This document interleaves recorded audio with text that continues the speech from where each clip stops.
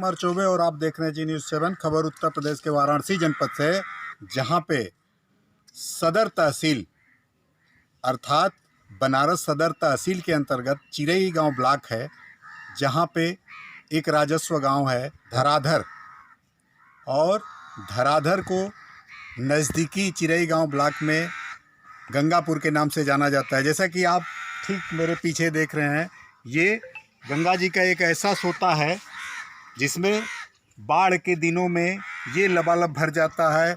इसके उस पार भी लगभग 6 या 7 गांव हैं। और मैं आपको धराधर की स्थिति बताऊं, जो ये आप देख रहे हैं, इस सोता से मात्र 5 मीटर की दूरी पे ये घर बना हुआ है और इसके पीछे कटान जारी है।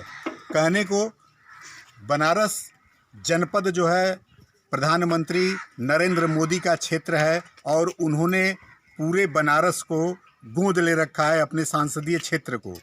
ये गांव तटवर्ती इलाका है, डूब क्षेत्र है, लेकिन यहाँ किसी की निगाहें नहीं पड़ती।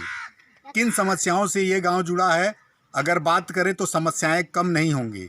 इस गांव के लोगों को अगर दवा की ज़रूरत पड़ेगी, महिलाओं को प्रसव कराना हो, तो यहाँ आज भी आज़ादी के 70 साल बाद भी इस गांव के लोग आज भी प्रसव के लिए खाट पे लाद के महिलाओं को 2 किलोमीटर पैदल ले जाते हैं, तब जाके उनका प्रसव होता है। अगर रात में बीमार हो जाएं तो सोचिए क्या स्थिति होगी। इस गांव में आने जाने के लिए रास्ता नहीं है। दुर्भाग्य इस गांव का ये कहें कि यहाँ के जनप्रतिनिधि भी यहाँ नहीं आते। आज़ादी के बाद इस गांव में चकबंदी प्रक्रिया नहीं हुई ताकि इस गांव के लोगों को रोड नसीब हो सके। इससे शर्मनाक बात क्या हो सकती है, हम आज़ाद भारत देश में हैं। आइए इसी संबंध में यहाँ के बात करते हैं और जानते हैं यहाँ की समस्याओं के बारे में। इस समय हम धराधर के धरती पे हैं और यहाँ कुछ महिलाएं हैं जिनसे हम बात करेंगे। पहले तो हम आपका परिचय जानना चाहेंगे, क्या नाम है आपका? मेरा नाम कलावती निषाद है, मैं धराधर की रहने वाली हूँ और बीजेपी पद के मैं बूथ अध्यक्ष भी हूँ। ये हैं कलावती जी और इन्होंने कहा कि मैं बीजेपी पद की बूथ अध्यक्ष हैं। और इनके गांव में बड़े शर्म की बात है कि इनके गांव में जहां ये खड़ी हैं, इनसे थोड़ी सी दूर ये जो है गंगा की एक जलधारा बहती है जिसको सोता बोलते हैं। ये बाढ़ की स्थिति में क्या होता है मैडम आपके गांव में? हमारे यहाँ चारों ये गांव जो है चारों पानी से घिर जाता है। यहाँ आने जाने की बहुत समस्या हो जाती है। हम लोग मतलब कमर भर पानी के बाद उस गांव में जाते हैं। अगर कोई बीमार हो जाए, हाँ, उस स्थिति में प्रसव अगर उसको कराना हो, तो ऐसी स्थितियों में स्वास्थ्य लाभ के लिए क्या करते हैं आप लोग? हम लोग यहाँ तो रास्ता सबसे बड़ी समस्या है कि हमारे देश को 75 साल हो गए आज़ाद हुए। बड़ी दुख की बात है कि आज तक हमारे गांव में रास्ता नहीं है, जिससे हम गर्भवती को, मृत्यु के और बीमारी वाले आदमी को भी हम खाट पर लाद के लेके जाते हैं दूसरे गांव में। वहां से हम वाहन के साथ द्वारा लेके जाते हैं। तो आप बूथ प्रभारी हैं, इस संबंध में आपने प्रतिनिधियों को अवगत कराया? हमने बहुत कोशिश की, जैसे हमारा मंत्री है, हमारे विधायक अनिल राजभर जी, सांसद महेंद्र पांडे जी और बहुत से लोगों से हमारा संपर्क हुआ। हम सबसे रिक्वेस्ट किए कि हमारे गांव की समस्या को सुने, लेकिन किसी ने हमारे गांव की समस्या को नहीं सुना। करना चाहिए ऐसे सांसद और ऐसे कैबिनेट मंत्री को जो सिर्फ वोट लेने के लिए जो है आते हैं। क्या उनकी आंखों से ये समस्याएं नहीं दिखती?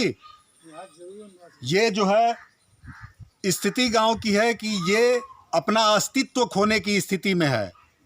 अगली साल अगर बाढ़ आ जाए, अगली साल की बात करें, क्या करें, इस साल अगर बाढ़ आ जाए तो ये गांव का अस्तित्व समाप्त हो जाएगा। धरती से एक महान पुरुष हम लोगों के बीच है समस्याओं को रखने के लिए। मेरा नाम रामधनी चौधरी है। हम लोग का तो विकास नहीं हो रहा है, रोड नहीं है और एक कचहर कट रहा है और किसी बच्चों को पढ़ने का फैसिलिटी नहीं है। बच्चे जाते हैं इधर, गेहूँ धान बोया रहता है, गिर जाते हैं, बस्ता लेके रोलते हुए आते हैं। हम लोग का कोई इमरजेंसी केस हो गया तो हम लोग खटिया पर उठा के लेके जाते हैं, चाहे डिलीवरी का हो चाहे इमरजेंसी हो। कहीं गिर जाते हैं, कहीं धान में तो कहीं गेहूं में तो कहीं नहर में। आप तो देख ही रहे हैं, सब देख लीजिए, फोटो खींच के दिखा दीजिए। और नरेंद्र मोदी जी से मेरा ये रिक्वेस्ट है कि जब आप नारा लगाते हैं सबका साथ सबका विकास, तो हम लोग को भी ले लीजिए प्लीज़, आपसे रिक्वेस्ट है। हम लोग का भी समाधान कीजिए। हम लोग गांव में देखिए, हम लोग बहुत गरीब आदमी हैं, हम लोग कोई नौकरी नहीं है, कोई रोजगार नहीं है, कोई कुछ नहीं है, खाली रोज जीते हैं, रोज खाते हैं, रोज पीते, बस इतना ही है। तो ये रहे, अपनी बातों को रखे, और जाहिर सी बात है इस गांव में समस्याएं हैं, इनका निदान होना चाहिए। इस समय हम बनारस की धरती पे हैं और चिरई गांव के धराधरपुर गांव में हम हैं इस समय। अपना पहले परिचय देते हैं। मैं वर्तमान प्रधानपति हूँ। तेज बोलिए थोड़ा। मैं वर्तमान प्रधानपति राम सूरज प्रसाद हूँ, ग्राम गंगापुर, पोस्ट छितौनी, ब्लॉक चिरई गाँव, जिला वाराणसी है। पहली बार प्रधान हुए हैं या फिर पहले भी? ये पहली बार हुई। जब आप को गांव की जिम्मेदारी मिली, प्रधान आपकी पत्नी है या फिर माता जी? नहीं, पत्नी है हमारी। जब आप लोगों को पहली बार जिम्मेदारियां मिली तो क्या क्या समस्याएं आई आपको गांव के विकास करने में? समस्या सर यहाँ पे बहुत आई। सबसे बड़ी समस्या तो हमारे यहाँ रोड ही नहीं है मेन, इसी से हम लोग मार खा जाते हैं। और हम लोग के लिए रहने के लिए तो जगह भी नहीं, मान लीजिए कटान लगा हुआ है। अब कुछ समय बाद तो हम लोग ये भी यहाँ से हटना पड़ जाएगा, सब कटान इतना। इस बार तो और गंगा जी बढ़ी हुई, सब कटान ज़्यादा हो गया और हम लोग के लिए जाने आने के लिए कोई रास्ता भी नहीं है। और आज़ादी के 75 वर्ष बाद भी यहाँ पे कोई चकबंदी नहीं हुई है। हम लोग कहाँ जाए, क्या करें? यहाँ पे सब लोग आते हैं, नेता लोग आते हैं, वादे करके चले जाते हैं, कोई सुनवाई नहीं होती है।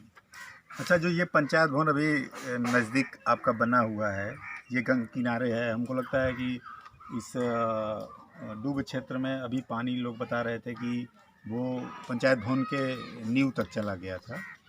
तो ये आपके कार्यकाल में बना है या फिर पूर्व प्रधान के? नींव तो वहीं डाले थे, इस बार हम ही बनवा रहे हैं। इससे पहले से हो रहा है, मतलब 5 साल पहले से इसमें हाथ लगा हुआ है, अभी कंप्लीट इस बार हुआ है। तो इसमें आपकी भी सहभागिता रही है? जी।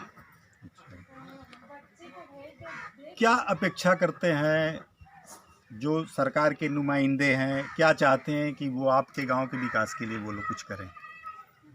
सर यही है कि मान लीजिए जो भी बड़े लोग हैं, मान लीजिए नेता लोग जो भी वादे करते हैं करके चले जाते हैं, कुछ करते हैं नहीं। तो हम लोग की समस्या ये है कि मान लीजिए हम लोग का चकबंदी कर दें और रोड जो है हम लोग को बना दें कि कम से कम आजीविका हम लोग की बनी रहे, हम लोग भी कहीं आ जा सके, अपना पेट पालन निर्वाहन कर सकें। अभी आपके यहाँ कोई स्वास्थ्य से संबंधित कोई अस्पताल वगैरह? नहीं, हमारे राज्य मतलब धराधर में कोई स्वास्थ्य केंद्र नहीं है। अभी एनम सेंटर कितनी दूरी पे है यहाँ से? एनम सेंटर यहाँ से 1.5 किलोमीटर दूरी पे है। 1.5 किलोमीटर। कौन है एनम यहाँ? नहीं पता है। और पीएचसी वगैरह आपके यहाँ नज़दीक में? नहीं, कुछ नहीं। जो एनम सेंटर है वह अभी बाढ़ एरिया में डूब जाता है या वो बचा रहता है? बचा रहता है।